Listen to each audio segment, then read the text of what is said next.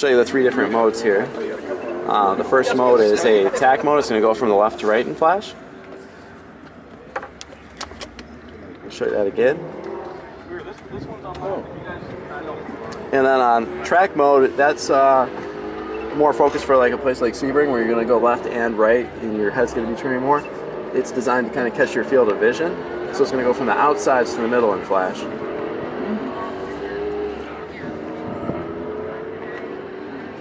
And then there's also the drag mode that's just going to flash at you like a shift light. Down the back, and I carry mine up front, so really good. And the functions on these is on this tack mode one, that's going to start working right away from a low RPM. So even at 1500 RPM, it's going to illuminate at least the first bar, and it's just going to gradually build.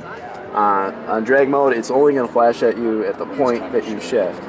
On track mode, it's not going to start at a low RPM. It's going to start a little bit higher up and around mid-range and then increase and flash at you when you hit your shift point. So you're going to know when you're coming up on it, but it's not going to be there at the low RPM. Most of the time you're going to be in a high RPM anyways with it. You can adjust the light intensity. It's also, if you turn the headlights on, it's going to dim it anyways for night, so it's not going to blind you at night. You can still use it and have fun. There's also a tone you can turn on or off if you want it to beep at you. And then you can adjust the shift point from 3,000 to 8,200 RPM. My little tale there is I recommend driving by yourself if you use 3,000 RPM because you're driving for fuel economy mode. But then there's all kinds of different modes, right? We can adjust the dampeners, we can adjust the steering feel, the feedback on that, the exhaust if that's open or closed, and with different drive modes, you're going to have different settings on the traction control and the stability system on the car. So with that, there's a rocker switch right here. We can easily switch from normal mode to sport mode to weather mode, track mode, and drag strip mode. Because this car, like the standard Mustang GT, it also does have line lock as well as launch control on it. And if you're in, for example, drag strip mode, that's automatically going to put launch control on. Now the nice thing is that in these different modes you can still customize all those settings.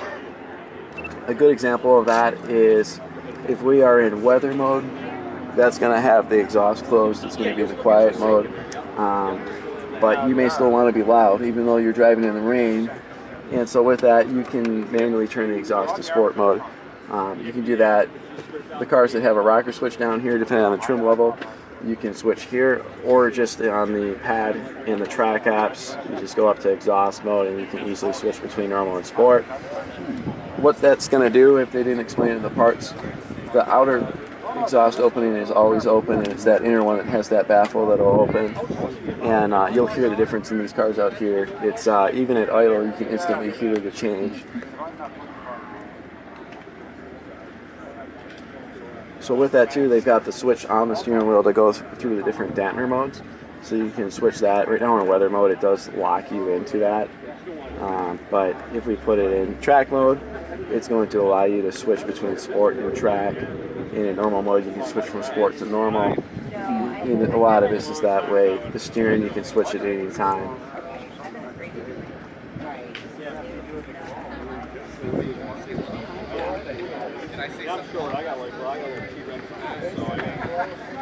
Some of the other fun things, like we've got the accelerometer. You've maybe seen some of the other Mustang versions, but so you can see what your braking G's are, your acceleration G's, and your lateral G's. And they're fun to try to go out and see if you can beat. This car has personally been put through about 1.5 G's in the corners and 1.5 G's on the braking already. So the acceleration timer, this has been on a lot of the other Mustangs, where we can do 0 to 30, up to 100, or the 1/8 1/4 mile. Besides the automatic start, which is going to start when you start moving the car, they have, it's kind of a fun countdown start. It's like the Christmas tree. So you press it once to kind of pre-stage, and then you do the countdown from there.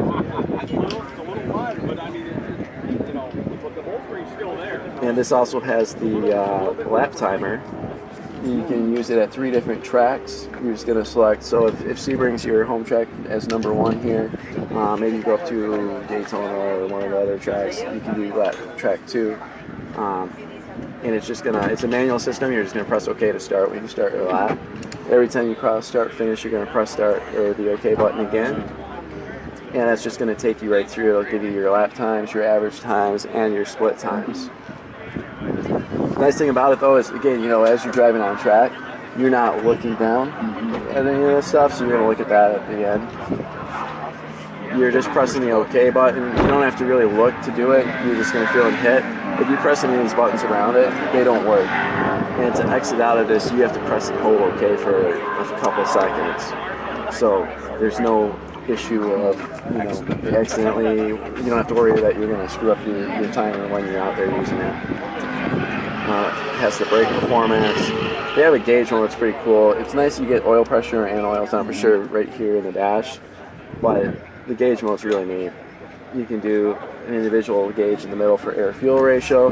You can do your rear axle oil temperature, the cylinder head temperature, inlet air temperature, engine oil temperature, the transmission oil temperature, voltage, one at a time, or you can see them all right here.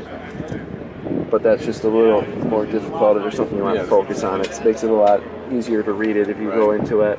And then there's also the, I mean, you can do a digital speedometer, the tire pressure, which is nice. So let's just see individual, what's going on at each corner. So they do a lot there to make it fun.